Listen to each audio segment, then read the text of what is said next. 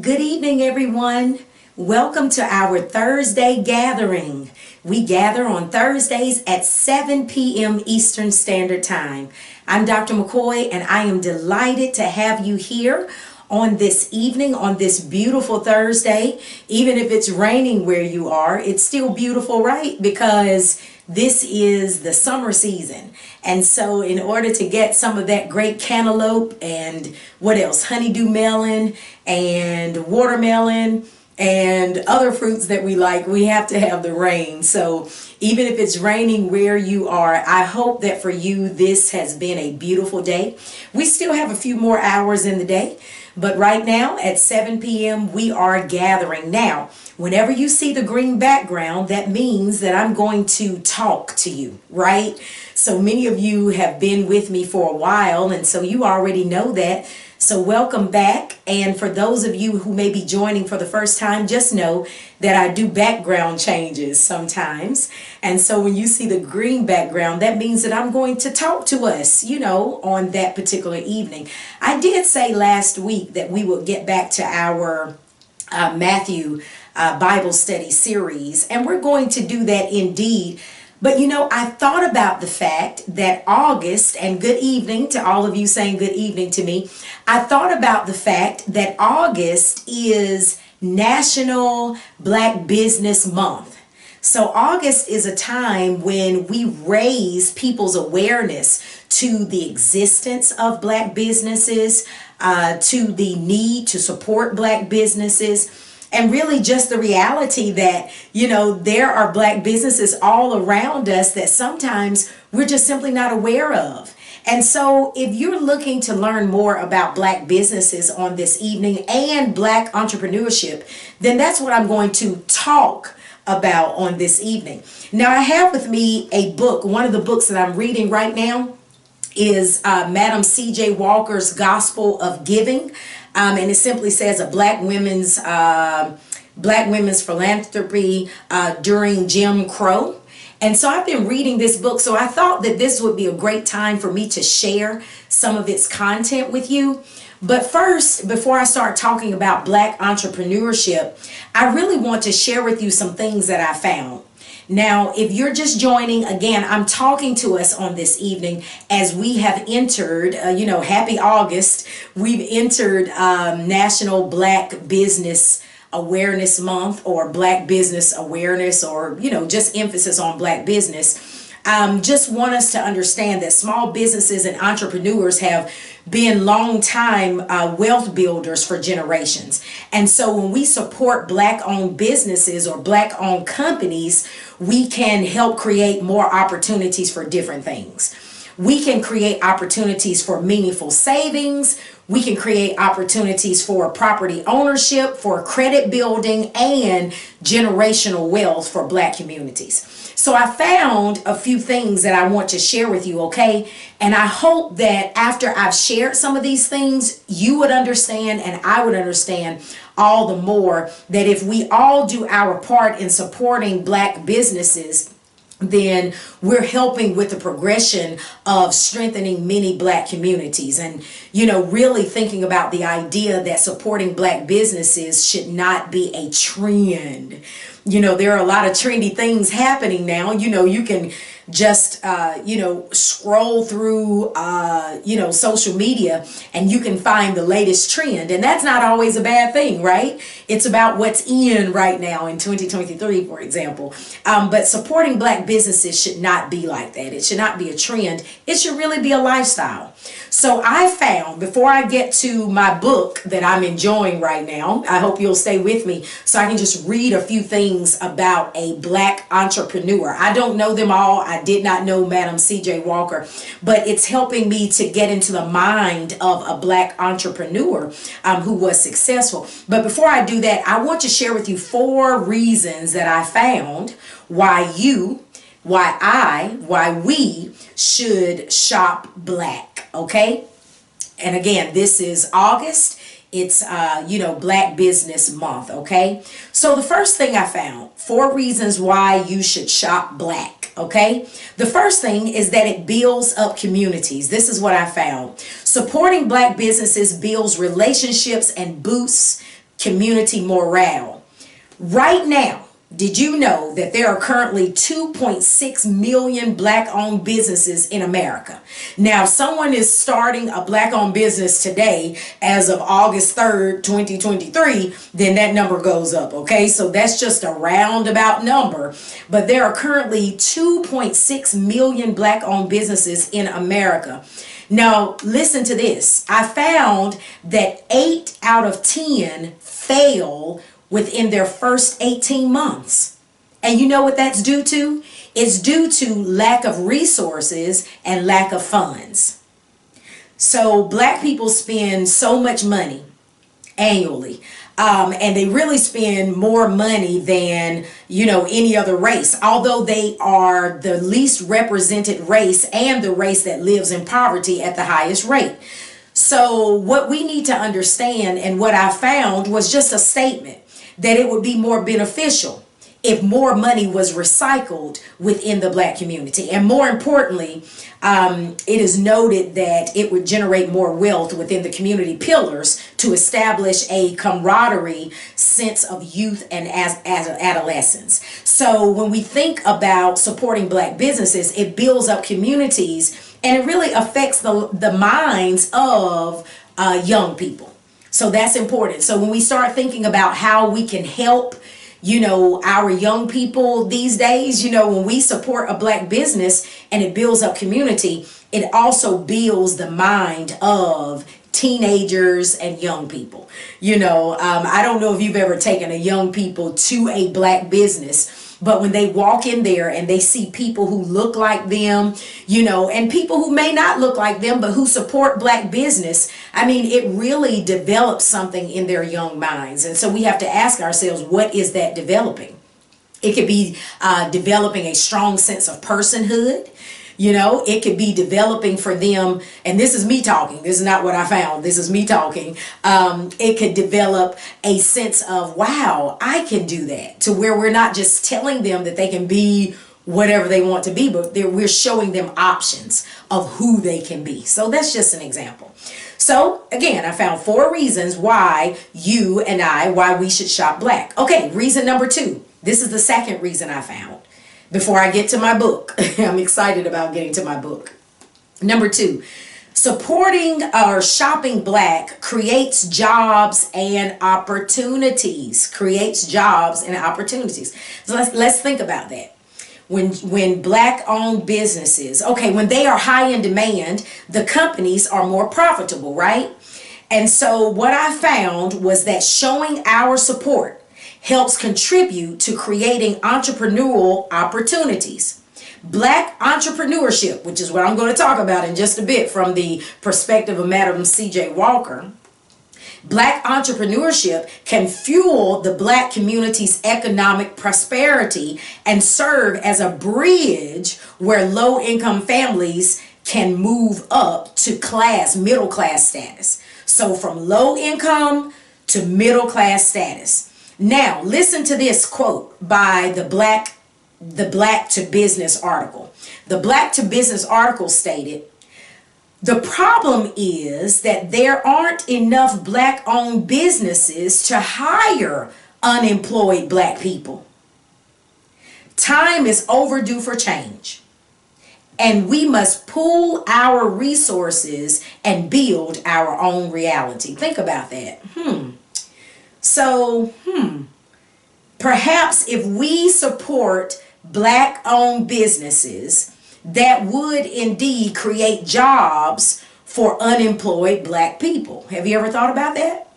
So maybe that reason would spark, your interest in buying Black, if you're not already doing it, or if you're not doing it as often as you should. Okay, reason number 4.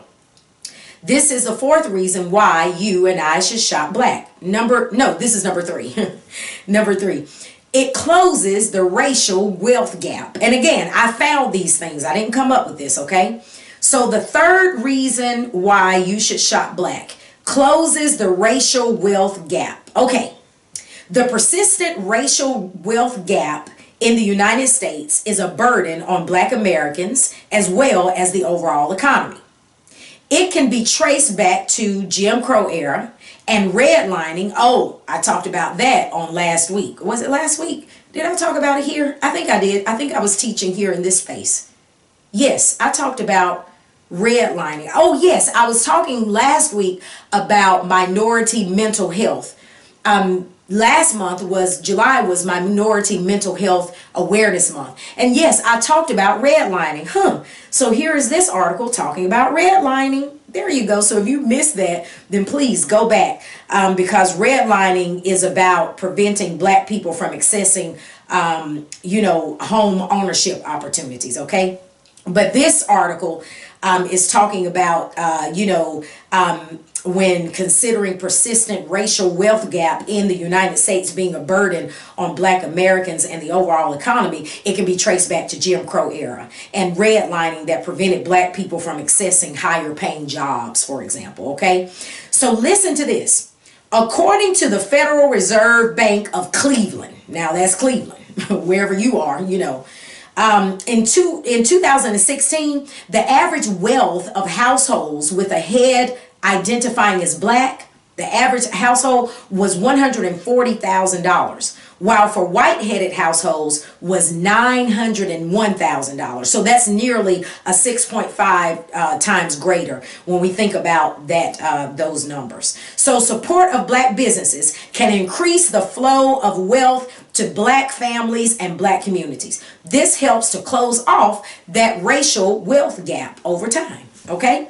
So then the last reason that I found, I wanted to give you some concrete things and not just come on here and say, I believe you ought to shop Black, but I wanted some other voices to come into this space, okay? Not just, what I'm thinking, because I do believe in supporting Black businesses, and I'll talk a little bit about that. And what I want to do is provide for you in the chat section some options for you to consider. And for a matter of fact, right now, if you have some options, if you know of some Black businesses, go ahead and drop it in the chat. You can drop it in the chat while I'm talking, okay? I want to see it. So if you know of a Black business, wherever you live, it doesn't matter, wherever you are in the world, go ahead and drop it there, because you don't know who's going to, watch this, and they may need assistance in locating Black-owned businesses, okay? So do that. Go ahead while I'm talking. So this is the last reason I found, in this particular article for why you should shop Black, why I should shop Black. Number 4, empower local communities.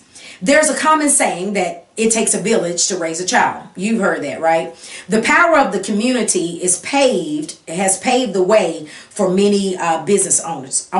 So when you choose to support Black-owned businesses, you're supporting Black pride. You're supporting, this says, unity, and you're supporting self-determination. That sounds good, huh? Yeah. So that might be intimidating to some people, but it would mean the world to so many families and communities. So Black entrepreneurship is a tool for survival. And so when we choose to win against all odds, young Black children grow up seeing successful entrepreneurs and thriving community. So then I would say to us, instead of, getting our services through big name brands, all the time, not saying that you can't do that. You spend your money the way you choose to. I was telling someone the other day, people are particular about their food, their money, and their children. So I am not here to try and make you do what you do with your money that you own. I'm just simply nudging us, to think about how we can try to spend money on small businesses. And so those are 4 reasons that I found why you should shop Black. Okay, so let me share now, what I was saying about Madam C.J. Walker. But you know what? Let me bring another voice into this space before I do that. There is a lady who talked about, a consumer who talked about how she incorporates small businesses into her regular shopping. This is what she said, okay? This is what she said when thinking about supporting Black businesses. And it doesn't have to be only in August. This just happens to be Black Business Month. But she said, my girls and I, so this is how she does it. My girls and I buy our Christmas gifts, New Year's gifts, and birthday gifts from small, diverse Black-owned businesses, or Latinx-owned, or disability-owned, or female-owned. That's how she categorized them. She says, just to make sure that our dollars truly matter and we're voting with our money. Now listen to that. We're voting with our money. I thought it was interesting that she put it that way. We're voting with our money. So by now, someone should have put something in the chat to share an example of a Black-owned business. That person, let's see, that's sharing, they are giving us ways that we can vote with our money. I think that's pretty powerful. Voting with your money. So this means that you get to make a political choice every time you spend your dollars. So what political choice are you making? So, okay, let me share my political choice. Okay, voting with my money. So I love fruit. I mentioned that earlier. I love sweets. I love cookies and cakes. And I love food. You know, I just like to eat. So what I do every month is I am intentional about finding a Black business that can provide me with fruit, sweets, and or food, because I have to eat every month. So okay, that's a way I vote with my money. Jewelry. I love jewelry. So then I'm sure that I get my jewelry, even the earrings I'm wearing today, from a Black-owned business that I will put in the chat. That one is located in Winston-Salem, North Carolina. So I'll put this business in the chat. So even my jewelry. Okay, clothing. My clothing. There is a particular place in Raleigh, North Carolina. I'll make sure I put that in the chat where I will buy clothing. Hair salons. Okay, there are some folks out there who support Black-owned hair salons. I have natural hair, you know, the hair that God just gave me out of my head, you know. And there is a particular natural hair salon. There's one in Garner, North Carolina. You see, I just go all over the place. So I will be sure to put that in the chat. And then there's one in Raleigh as well. So I'll be sure to put that in the chat. Okay, there are authors, you know, writers Black authors whom I support. Guess what? I'm going to put them in the chat as well. Okay, there are realtors. I know realtors, you know, Black realtors. I'm going to put them in the chat. Wow, you all have a lot of things to look forward to. Now, give me some time to put this in the chat. I may not get it all in there until tomorrow. Tomorrow's Friday. But by the weekend, I'll be sure that I have these, you know, contact persons in the chat, so that maybe by the weekend you will visit these places. So right now I'm talking about places in North Carolina, but I'm going to try to include some places maybe that I've shopped online. You see that? So I'll be sure to do that. But medical doctors, dentists, auto repair people, construction workers, even my dad has his own business called Home Improvement by William McCoy. I'll be sure to put him in the chat. You know, he does all kinds of things, like he lays tile, he paints, he does concrete. My goodness, he actually builds houses. So, I mean, anything that needs to happen inside and outside of a home, he does that. So I'll put him in the chat. Not to mention supporting the Black church, supporting HBCUs. You know, those are just some examples from my experience. I hope you're still sharing yours. I hope you are, because I'm talking so that you can share yours. Okay, now I'm going to move on to my book. Okay, not my book, but this book.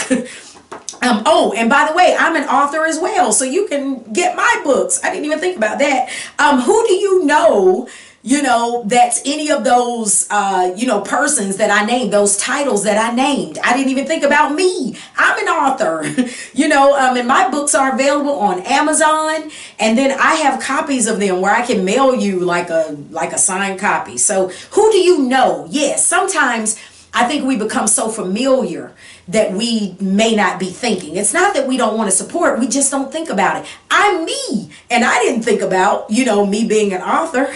So sometimes we're just not thinking. So this is not an opportunity to chastise anyone, related to race or related to, you need to support this and you don't support this and be fussy about it. No, this is just an opportunity to raise awareness. So I will post links in the comment section of some examples of who and where I support, and I hope you're still doing it. Okay, so if you're still joining, I'm just focusing on the idea that, that African proverb that says, if you want to go fast, go alone. If you want to go far, go together. So let's go together. Let me share some things from this wonderful book. So many of us know of Madam C.J. Walker, right? This is a great book when considering Black entrepreneurship.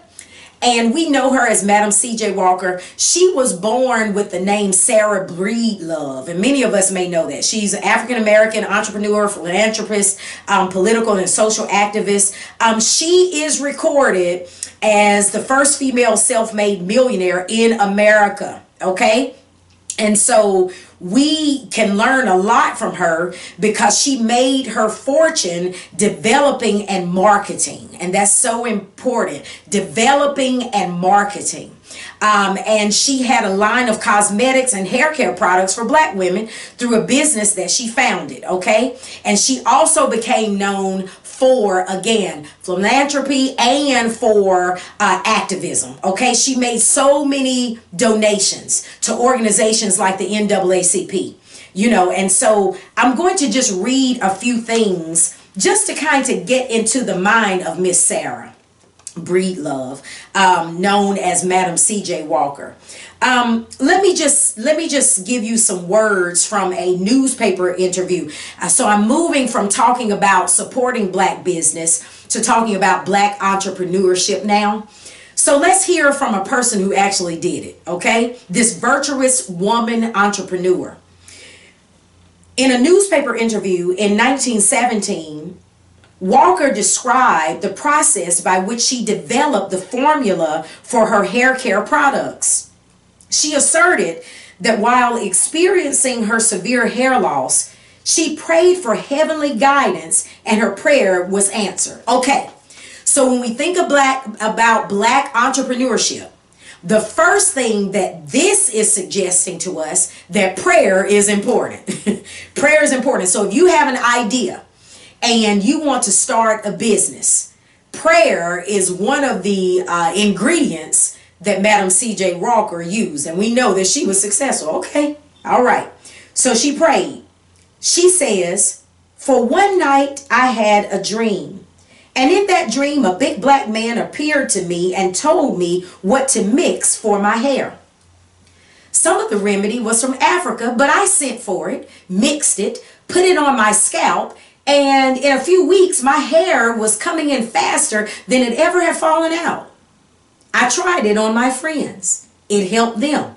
Oh, so now she's talking about, so there's prayer. And now she's thinking about how what she wants to do helps other people. Okay. She says, "I made up my mind I would begin to sell it."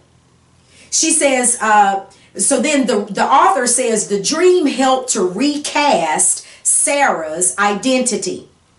No longer just a lowly washerwoman, Sarah was now a divinely inspired woman of God. She was inspired not just by an idea, but by the God, the creator of the idea. So God gets the glory. Sarah was now a divinely inspired woman of God who claimed to be given specific instructions on how to produce a product that would not only change her life, but put her in a position to change the lives of others through her gifts. So, how is what you want to do as a Black entrepreneur going to change the lives of other people through your gift? As we know, our gift is not just for us, right? Our gift is meant to be cultivated to help other people. And that is not just about race. As I mentioned before, race is simply a social construct. We are all the human race. So how will what you want to do help to inspire the human race? And this is what we need to know about Black businesses. Although we're saying Black business, I mean, it's really meant to inspire human beings, okay? It should be, right? So not only was she selling products, she was also training women through classes on how to grow their own hair. So look at that. So she creates a product. She prays about it. She wants to help other people, God inspired, and she creates a product that is going to instruct others. And she reportedly instructed groups as large as 45 at a time. So this is where education comes in. So as a Black entrepreneur, are you educating people as well? Some of those Black-owned businesses that I'm going to put in the chat, you need to really look into them because they have classes. For example, the natural hair salon that I'm going to put there, she takes time to provide Black fathers, on how to care for their little Black girl's hair. Isn't that something? So listen to this. Within 2 years, Madam Walker's income went from $300 per year to $3,652 per year, and her new life was well underway. So that orphaned, widowed, migrating washerwoman mother, she became a black woman who was inspiring other people. Now, the last thing I want to share with you is that Miss Sarah Breedlove, Madam C.J. Walker, the church was important as well. Listen to this. For Sarah, the St. Paul AME Church stood at the heart of these nurturing and inspiring Black women's networks that she had made. It represented a place of connection and caring as she was embraced by the church women. She introduced to much needed social services and led to join organizations run by them. So look at that.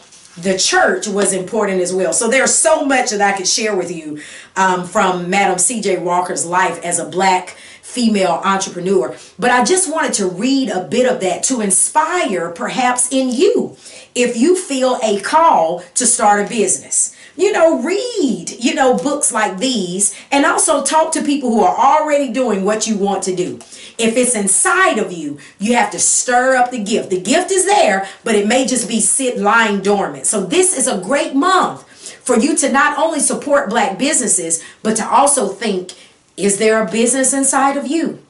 So I hope that this gathering on this evening serves us well as we consider the importance of Black business, as we consider, the value of Black entrepreneurship, and as we really think about voting with our money.